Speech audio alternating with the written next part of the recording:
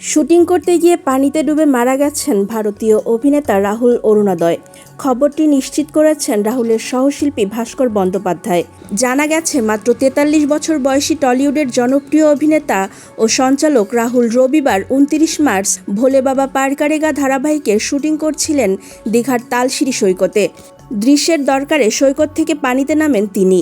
সেখানেই তলিয়ে গেলে ইউনিট টেকনিশিয়ানরা উদ্ধার করেন। চোরাবালিতে ডুবে মৃত্যু বলেই প্রাথমিক ধারণা। ধারাবাহিকে রাহুলের জেঠুর চরিত্রে অভিনয় করেন ভাস্কর বন্দ্যোপাধ্যায়। তিনি জানিয়েছেন, রবিবার সকালে ধারাবাহিকের সবাই দীঘার তালসারিতে শুটিং করতে গিয়েছিলেন। ভাস্করের কথায়, জলে ডুবে মৃত্যু হয়েছে ওর। মর্মান্তিক ঘটনাটি প্যাকআপের পরে ঘটেছে। তবে ঠিক কিভাবে ঘটেছে তা এখনও স্পষ্ট নয়। ভাস্কর আরও জানান, তারা শুটিং করে দুপুরের খাবার খেতে গিয়েছিলেন।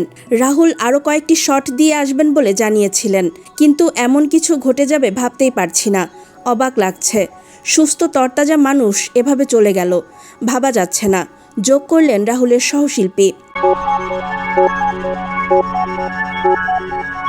টলিউড আর্টিস্ট ফোরামের পক্ষ থেকে অভিনেতা দিগন্ত বাগচি জানিয়েছেন, শুটিং শেষ হওয়ার পরে রাহুল সৈকত থেকে সমুদ্রে নামেন। তিনি বলেন, হয় ও সাঁতার জানতো না বা কোনোভাবে আটকে পড়েছিল। হঠাৎ টেকনিশিয়ানরা চিৎকার করতে করতে বলেন, রাহুল দা ডুবে যাচ্ছে।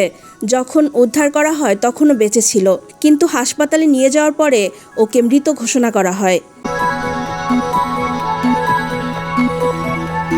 বলা ভালো, কলকাতার সুপারহিট সিনেমা চিরদিনই তুমি যে আমারে অভিনয় করে দুই বাংলায় ব্যাপক পরিচিতি পান রাহুল।